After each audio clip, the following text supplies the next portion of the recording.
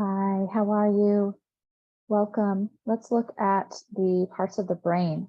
And we're going to start with the evolutionarily oldest part, the brainstem. First structure of the brainstem is called the medulla oblongata, which is this bottom portion right here of the brainstem.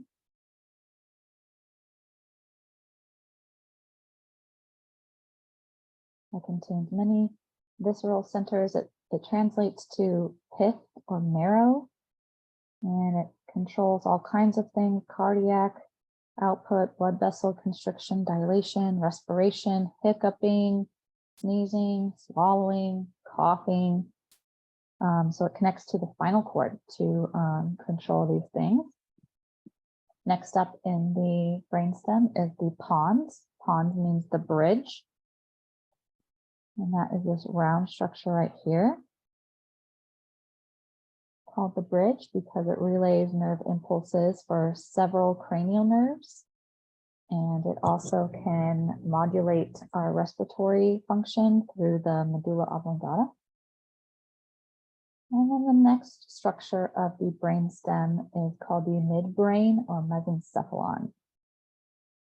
And that is this area right here.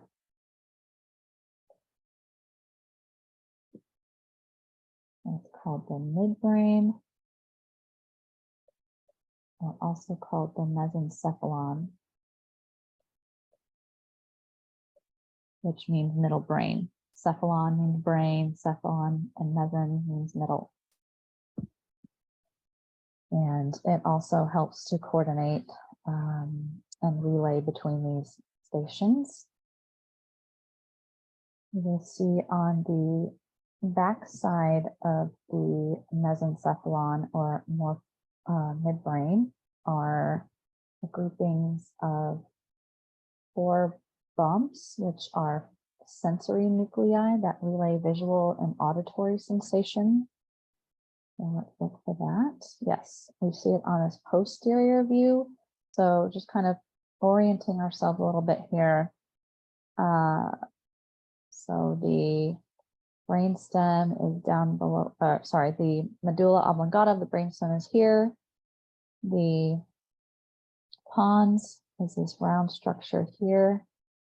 And then that means that the midbrain, or the mesencephalon, is partially shown here. And on the back side of the midbrain, you see these 4 bumps. Those 4 bumps, again, are the sensory nuclei that responsible for visual and auditory sensation input. They're called the corpora quadrigemina.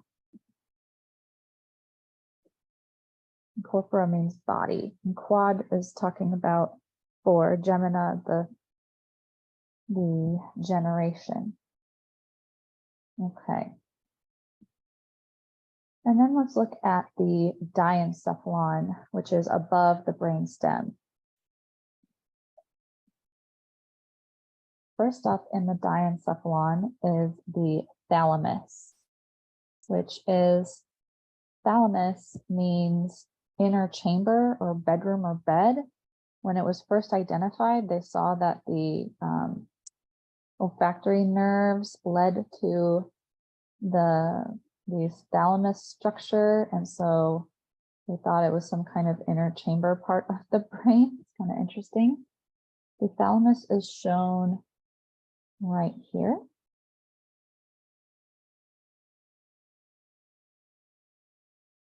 And it's a relay station for incoming sensory info. It filters information.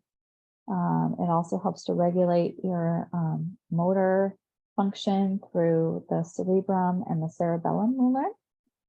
Underneath, kind of next door to the thalamus, is the hypothalamus, which is right here.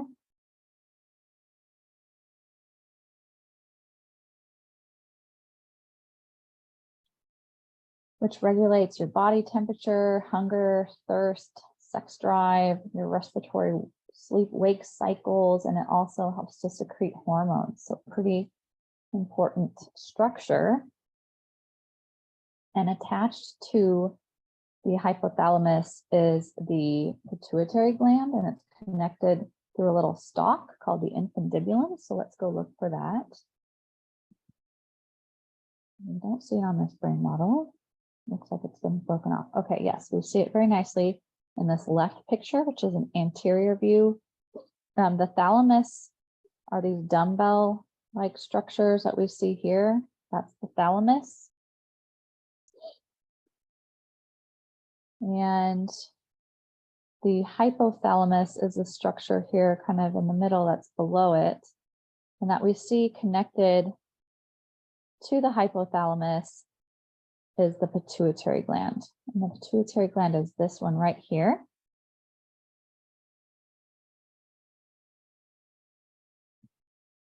Which secretes reproductive hormones and also growth hormone, very important gland. And it's funny, pituitary actually means secreting phlegm or mucus. The first anatomist thought that it was responsible for secreting mucus into our nasal cavity, because it does look like some kind of interesting gland structure, but no, they were kind of close. Hormones, not mucus. And it's connected to the hypothalamus through this stalk structure that we see right here. And that's called the infundibulum. Just like we saw with the female reproductive system, infundibulum. Okay, and then the last structure I'm going to cover in this particular video is our little brain, or called the cerebellum. And the cerebellum is this beautiful structure that's on the posterior inferior side of the brain, and it's this structure right here, and you can see it all right here in brown.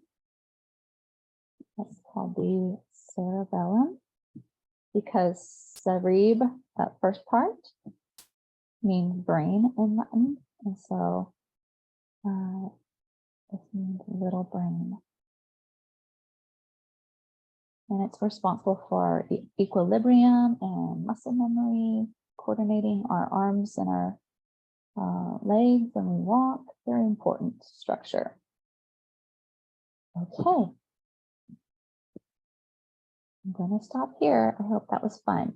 We'll see you on the next one.